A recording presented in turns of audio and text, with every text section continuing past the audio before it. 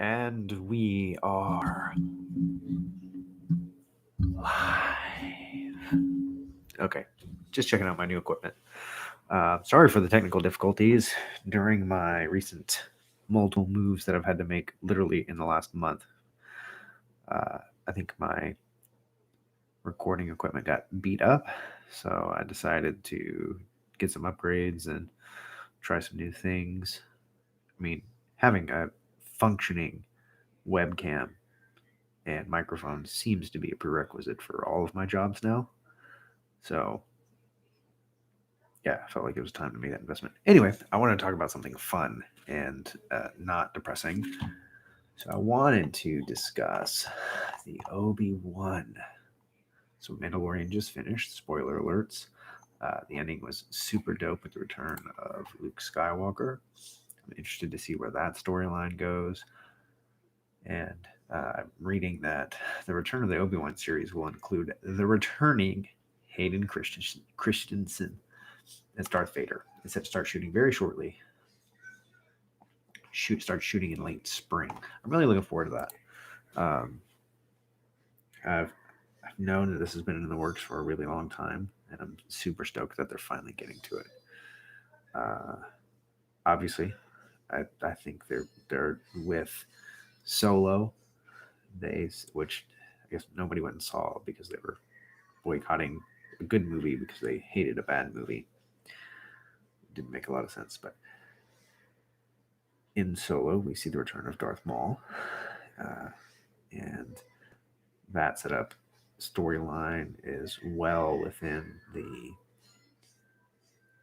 Clone Wars universe as far as the cartoon series. So I think that Darth Maul, if I'd put my money on it, I think Darth Maul definitely makes an appearance somewhere.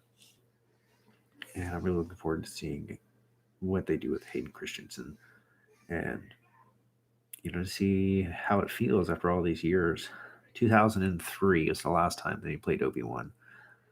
I mean, God, 17 years. It's been 17 years since I came out. It's crazy. I really just hope that they keep doing like what they're doing with The Mandalorian and don't make it overly complex. But I'd like to see it maybe just a tad bit less episodic. I've actually really enjoyed that. It's one of the things that is completely lacking and has been the entire time from Star Trek Discovery. That's why I'm just so disenchanted with Star Trek Discovery at this point. I'm looking for something new, but hopefully not a rehash. Something that's truly innovative and brings something different to the Star Wars cinematic universe than has already been done. It's a really bad thing about Hollywood is this kind of copy and paste, and I feel like The Mandalorian's kind of made its own individual mark, which was. I mean, I don't want to say that it treaded new territory just because Star Wars and the comic books around it are just so far stretching in a galaxy far, far away. But I'm hopeful. I'm hopeful that, if they capture even half of the interest that they've gotten out of The Mandalorian from me, I think it'll be really fun and exciting. I just hope that they don't run it too long or too short. And I hope they bring in some new elements or new better understanding that we can get from the latest movies, because I know a lot of people love to hate on the new movies. I enjoyed them. I enjoyed all the new movies. They weren't, let's just say, they weren't everything I ever could have asked for, start to finish. In retrospect, I feel like The Force Awakens ends up being one of the more disappointing ones. Uh, just because I don't feel like its name truly lives up to what I thought it was going to in the overall series of the three movies. So, but I like the last movie based off of what happened in The Last Jedi. I didn't really know where people were expecting it to go from there. I actually truly enjoyed because I watched on Christmas. I watched from start to finish for 27 straight hours, episodes 1 through 9 in the movie theaters. Me and my brother went, and man, was that a long day! It was awesome. But when you watch them start to finish like that, and not a lot of people have watched them in 27 consecutive hours. I like that it starts in episode 1 with Emperor Palpatine being the senator, infiltrating, making his Xanadu move in order to make sure he becomes supreme leader or supreme chancellor, and then he does become supreme leader Snoke, as again more spoilers, as a surrogate through his spirit clone. I guess is what the story ends up being.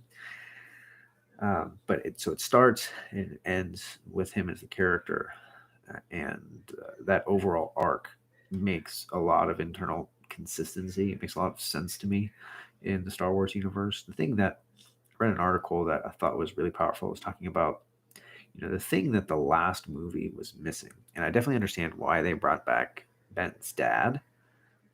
Like, I get what they were going for, bringing Harrison Ford back. But the moment where he says, he knows what he has to do, but doesn't know if he has the strength to do it.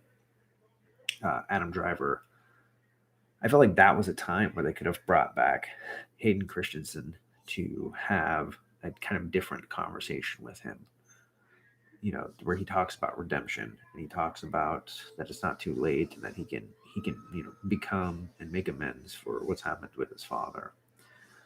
But the whole he's just kind of hallucinating. Maybe Han Solo's back. He's actually coming to the Force. I would have, that's one thing that the article talked about is Anakin, Darth Vader, is such a pervasive force through all the other elements that he even makes the brief appearance with his mask. I felt like that was a missing element that they could have touched on that I think would have made the storyline even more compelling. And would have been a good launch into what's happening now going into Obi-Wan. So anyway, I'm looking forward to Obi-Wan coming out. I wanted to do something. I wanted to do this earlier. I'm actually wearing a suit and was in the middle of working and doing content and sending out letters and doing all kinds of stuff. But anyway, glad that I got my new equipment to test out. Look forward to look at this video. So as always, the internet, you know how it works. Like, subscribe, share, make me want to get out of bed in the morning and do more. This concludes our broadcast day.